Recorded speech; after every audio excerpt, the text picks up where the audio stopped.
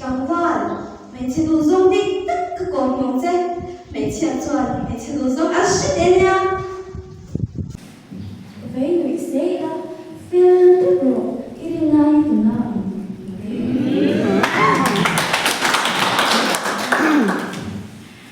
Freestyle cầu sinh về các thi phiên cho anh mê khá chú rìu về giúp Lula, nang po Christian Lula ni mo, kinun lo idente. Mình ta này ngầm của nhầm dê họ ta su ai đừng đã xử lý các khó của dê Tiyan thôi là chú bé thì bảo rồi chú trở lại đi lên mới là bé ra đi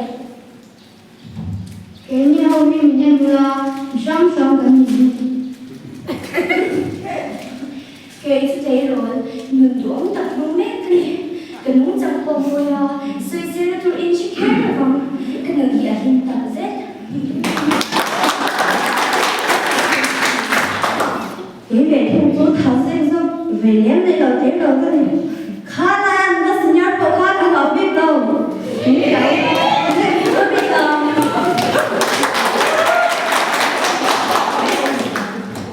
rồi nếu mà có mấy làm sao phải qua cái lưu anh đem được mấy anh đi cậu chỉ biết đâu có bê nó thất truyền Lula ba tất cả mình. Còn đây rồi em biết rồi, Krista kan mình quay qua. cái thiên hạ nghe thằng làm bị đi anh sợ chú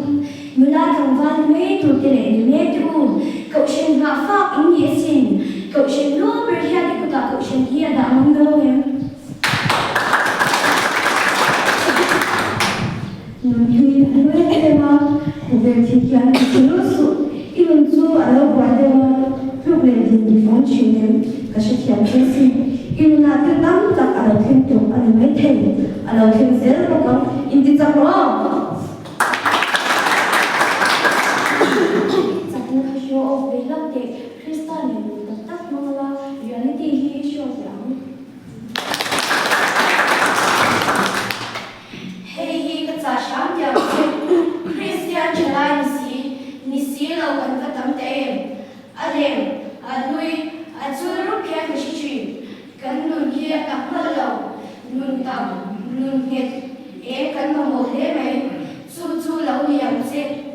ý xoa nên là lên đủ nên thầu la em rồi ý sống cái thế ý mỗi cái thế cả xoay thoải